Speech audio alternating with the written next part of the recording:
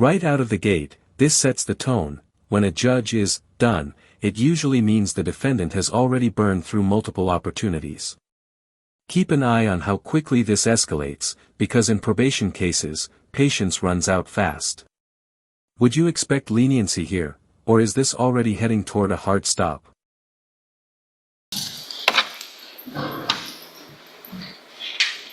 Good morning. Are you Renacia Segura? Yes, ma'am.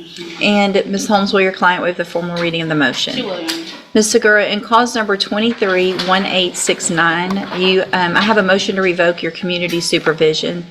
Shows that you were placed on probation July 29th of 2024 for the offense of theft of property with previous convictions, and that was a 2-year term in prison that was probated for 5 years. Is that correct? Yes, ma'am. It alleges that you violated your probation. Count 1 alleges that you committed the offense of theft in aggregate amount January 29th, 2025 in Harris County, Texas. And is that true or not true? True. Count 2 alleges that you failed to avoid persons or places of disreputable or harmful character, and that you were at a location, you were arrested at a place where a crime had been committed with individuals who had previously been convicted of crimes. And is that true or not true? Did you enter your pleas of true to counts 1 and 2 freely and voluntarily? Yes, ma'am. And because they're actually true? Yes, ma'am. Give me a minute here. Judge, I'd reviewed some of the Harris County offense material. She was essentially an accomplice while other people were committing theft in this instance. I'm going to real quick look back at the pre-sentence report to see that the criminal, how many we've got. A lot, and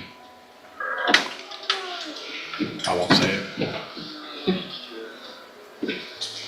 Oh, yeah, no. That, a lot, right there. That's courtroom shorthand for serious trouble. Judges don't always say the number out loud, but the reaction tells you everything.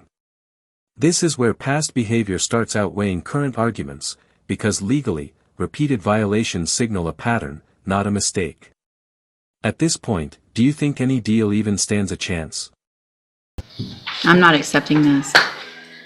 My notes, I sent you to ISF already.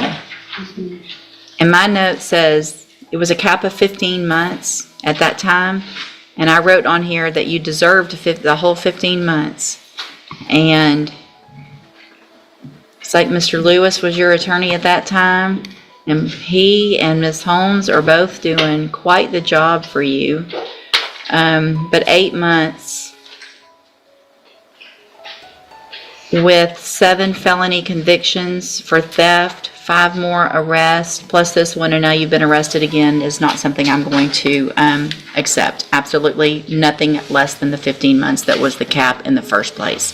So it's either something like that, or it's an MTRP. I don't have to, y'all go talk about it. I'm deleting the paperwork.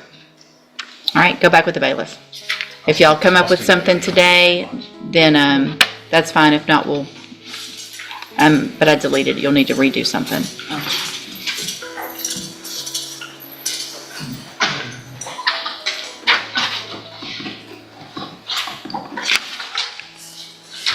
I'll say I told you so when I go down the offer. Because I have a note on my file that I argued for the full 15. Well, then I don't. Well, Then because- why? Then throw it back in my face. Well, I didn't on this one. Well, it deserved it though. They gave her like 30 days time served. But that's Harris County. They give 30 days time served on aggravated robberies. They do like 45. I mean, They do 45. That doesn't count. That's not. They do 45. Absolutely. When there's something like that, no way. And there it is, the deal is dead. When a judge deletes the paperwork, that's not just procedural, it's a statement. Legally, this resets negotiations, but strategically, it puts pressure back on both sides. The defense just lost leverage, and the prosecution now knows the judge wants the maximum. If you were in that courtroom, would you push for trial, or take the 15 months before things get even worse?